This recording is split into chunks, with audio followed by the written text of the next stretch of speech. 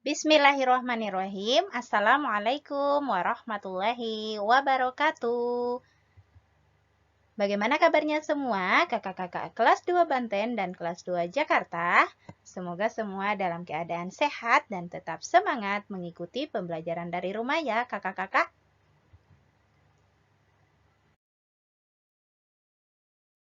Nah, baik kakak-kakak masih ingat tema pembelajaran kita? Iya, yaitu tema 2, bermain di lingkunganku.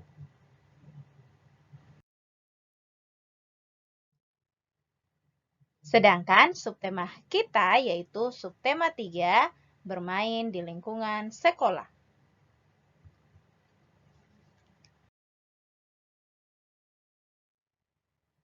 Materi kita hari ini yaitu menggambar imajinatif karya 2 dimensi. Kemudian kreasi hias dari bahan alam. Silakan disimak ya kakak-kakak.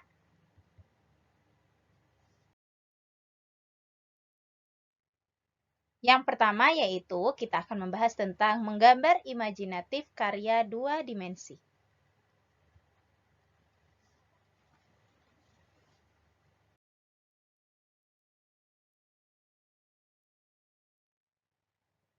Nah, ini dia kakak-kakak penjelasannya ya. Gambar imajinatif adalah gambar sesuai imajinasi atau khayalan. Gambar imajinatif merupakan gambar yang tidak nyata. Misalnya, menggambar pemandangan dan menggambar benda-benda yang ada di sekitar kita. Gambar imajinatif berbeda dengan aslinya. Warna yang digunakan juga dapat berbeda dengan aslinya. Alat dan bahan yang digunakan sama dengan menggambar pada umumnya.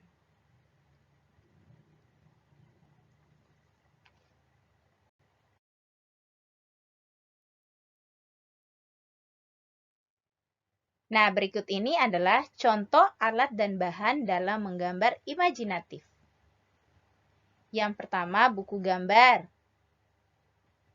Yang kedua, pensil dan penghapus. Yang ketiga, pensil warna. Yang keempat, krayon atau boleh cat air. Kemudian, spidol. Kemudian, cat air, palet, dan kuas. Ini adalah contoh alat dan bahan yang digunakan dalam menggambar imajinatif.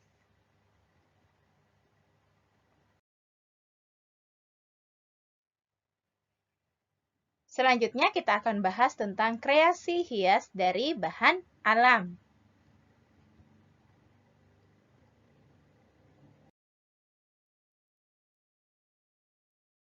Nah, kakak-kakak, selain tadi menggambar imajinatif, ya, kita juga membuat kreasi dari bahan alam. Kreasi atau kerajinan tangan merupakan hasil keterampilan tangan. Kreasi dapat dibuat dari bahan-bahan alam di sekitar kita. Bahan-bahan alam merupakan bahan yang diperoleh dari alam. Bahan alam dapat diperoleh dari bagian hewan, misalnya cangkang telur, cangkang kerang, dan bulu ayam. Sedangkan bahan alam yang dapat diperoleh dari tumbuhan, yaitu misalnya biji-bijian, ranting pohon, dan daun. Jadi bahan alam itu ada dua. Bahan alam yang diperoleh dari hewan dan bahan alam yang diperoleh dari bagian tumbuhan. Yang berasal dari hewan, misalnya cangkang telur, cangkang kerang. Nah, sedangkan bahan alam yang diperoleh dari bagian tumbuhan, misalnya biji-bijian, ranting pohon, dan daun.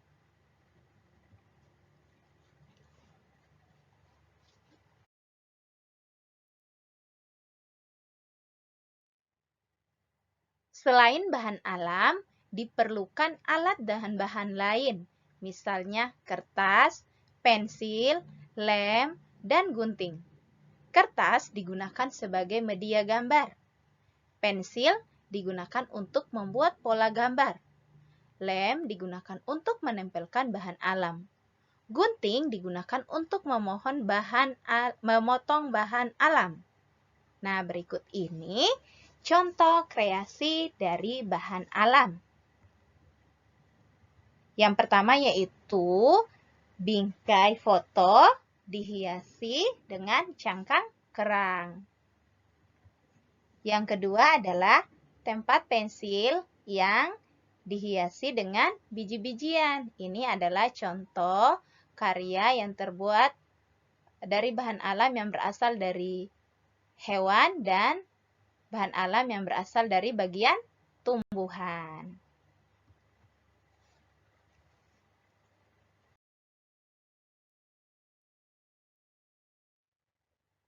Di dalam Al-Quran, Allah Subhanahu wa Ta'ala telah menjelaskan bahwa tidaklah Allah menciptakan atau menjadikan sesuatu itu sia-sia, melainkan ada hikmahnya. Quran Surah Ali Imran ayat 191. Jadi semua yang ada di muka bumi ini, yang Allah ciptakan di muka bumi ini, ya, tidak ada yang sia-sia. Semua ada manfaatnya, ada kegunaannya. Contohnya saja tadi, bagian dari tumbuhan itu bisa dijadikan hasil karya. Bagian dari hewan juga bisa dijadikan sebagai bahan karya. Jadi, semua yang diciptakan di muka bumi ini, semua yang Allah ciptakan, tidak ada yang sia-sia. Semua ada manfaatnya. Contohnya daun. Daun kalau gugur itu menjadi sampah. Ternyata bisa kita gunakan menjadi sebuah karya. Seperti itu ya, kakak-kakak.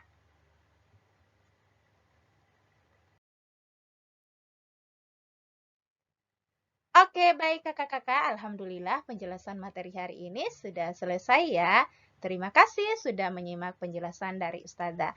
Wassalamualaikum warahmatullahi wabarakatuh.